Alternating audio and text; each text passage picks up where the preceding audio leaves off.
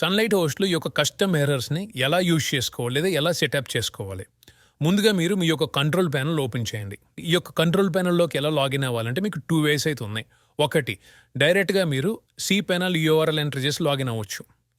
cp.sunlighthost.com మీరు type చేసి enter చేస్తే యూజర్ నేమ్, పాస్వర్డ్ అడుగుతుంది. మీ యొక్క ఈమెయిల్ ఐడి అలాగే పాస్వర్డ్ ఎంటర్ చేసి మీరు లాగిన్ అవ్వండి. ఇక్కడ మీరు మేనేజ్ క్లిక్ చేస్తే డైరెక్ట్గా మీ యొక్క కంట్రోల్ ప్యానెల్ అయితే ఓపెన్ అవుతుంది. ఇది ఒక వే. రెండోది ఏంటంటే మీ యొక్క క్లయింట్ ఏరియా నుంచి కూడా మీరు లాగిన్ అవ్వచ్చు. ముందుగా మీరు గూగుల్ ఓపెన్ చేసి ఇందులో సన్లైట్ హోస్ట్ అని టైప్ చేయండి.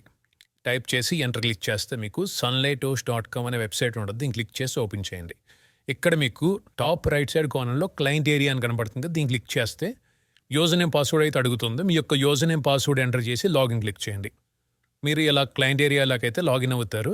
అంటే ఇక్కడ మీరు ఏదైతే సర్వీసెస్ ఉన్నాయో మీకు సర్వీస్ మీద క్లిక్ చేస్తే మీ యొక్క హోస్టింగ్ ప్లాన్స్ అయితే డిస్ప్లే అవుతాయి. మీరు ఏ యొక్క hosting plan control panel open చేయాలనుకుంటున్నారో అది సెలెక్ట్ చేసుకుని ఇక్కడ login to control panel click చేస్తే డైరెక్ట్గా ఎటువంటి యూజర్ నేమ్, పాస్వర్డ్ ఎంటర్ చేయకుండా కూడా మీరు లాగిన్ అవ్వచ్చు. ఇక్కడ మీ యొక్క సర్వీస్ని సెలెక్ట్ చేసుకుని మీ యొక్క ప్యాకేజ్ మేనేజ్ క్లిక్ చేస్తే ఇలా కంట్రోల్ ప్యానెల్లోకి అయితే మీరు లాగిన్ అవుతారు. ఈ యొక్క కస్టమ్ ఎర్రర్స్ అంటే ఇప్పుడు మీ యొక్క వెబ్సైట్కి చాలా టైప్స్ ఆఫ్ ఎర్రర్స్ అయితే వస్తూ ఉంటాయి. 400 ఎర్రర్ అని చెప్పి, 402 ఎర్రర్ అని చెప్పి ఇలా చాలా టైప్స్ ఆఫ్ ఎర్రర్స్ వస్తూ ఉంటాయి కదా. మీరు జనరల్గా రోజు చూస్తూ ఉంటారు. 502 ఎర్రర్, 505 ఎర్రర్ ఇలా. అయితే ఈ ఎర్రర్ వచ్చినప్పుడు మీరు త్రీ టైప్స్ ఆఫ్ ఆపరేషన్స్ అయితే చేయొచ్చు. ఒకటి, మీ వెబ్సైట్ అంటే మీ హోస్టింగ్లో ఉన్న ఏదో ఒక ఫైల్కి మనం రీడైరెక్ట్ చేయొచ్చు. అంటే మీరు కస్టమ్ ఏదైనా డిజైన్ చేస్తే కనుక ఇంటర్నల్గా అంటే లోకల్ డైరెక్ట్ అంటే మీ యొక్క ఫైల్ మేనేజర్లోనే ఏదైనా ఫైల్ క్రియేట్ చేసుకుని ఆ యొక్క ఫైల్ లింక్ అయితే డైరెక్ట్గా ఇస్తే అది లోడ్ అవుతుంది. ఓకే, లేదంటే కనుక ఎక్స్టర్నల్ రీడైరెక్ట్. ఒకవేళ ఏదన్నా ఇప్పుడు ఫర్ ఎగ్జాంపుల్ 400 ఎర్రర్ వచ్చింది. ఎక్స్టర్నల్ రీడైరెక్ట్ అంటే వేరే వెబ్సైట్ ఏదన్నా మీరు ఇవ్వచ్చు. ఇప్పుడు ఫర్ ఎగ్జాంపుల్ ఆ యొక్క వెబ్సైట్ వచ్చేసరికి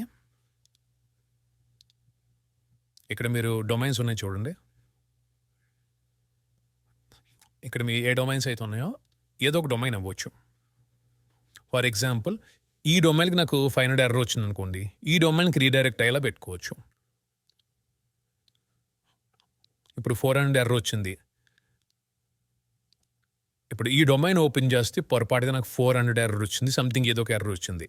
అయితే నేను ఏంటంటే ఎక్స్టర్నల్ రీడైరెక్ట్ పెట్టి ఈ డొమైన్కి రీడైరెక్ట్ అయ్యేలాగా పెట్టవచ్చు ఎప్పుడైతే ఎర్రర్ వచ్చిందో. లేదు అనుకుంటే కనుక మీరు మీ ఇష్టం ఏ వెబ్సైట్ నేమ్ అన్నా ఇవ్వచ్చు, ఏ లింక్ అయినా ఇవ్వచ్చు. ఓకే, ఇదొక ఆప్షన్. రెండోది ఏంటంటే ఏదైనా టెక్స్ట్ డిస్ప్లే అవ్వాలా. అంటే ఇప్పుడు 400 ఎర్రర్ వచ్చి బ్యాడ్ రిక్వెస్ట్ అనే ఎర్రర్కి బదులు అంటే జనరిక్ మెసేజ్లు డిస్ప్లే అవుతూ ఉంటాయి ఈ ఎర్రర్స్ వచ్చేసరికి. మీకు నేను చూపిస్తాను. ఇప్పుడు నేను 400 ఎర్రరే వచ్చింది మనకి. ఈ విధంగా మీకు డిస్ప్లే అవుతుంది బ్యాడ్ రిక్వెస్ట్ అని చెప్పి. దీని ప్లేస్లో మీరు కస్టమ్గా మీకు నచ్చిన కంటెంట్ అనేది మీరు ఇక్కడ ఇవ్వచ్చు. సో అప్పుడు అది డిస్ప్లే అవుతుంది. జనరిక్ మెసేజ్ బదులు మీకు ఏ ఎర్రర్ కావాలంటే ఆ ఎర్రర్ డిస్ప్లే అవుతుంది.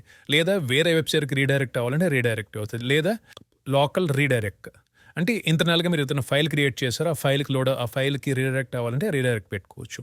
ఈ విధంగా మీ యొక్క వెబ్సైట్కి మీ యొక్క హోస్టింగ్కి కస్టమ్ ఎర్రర్స్ని మీరు సెటప్ చేసుకోవచ్చు.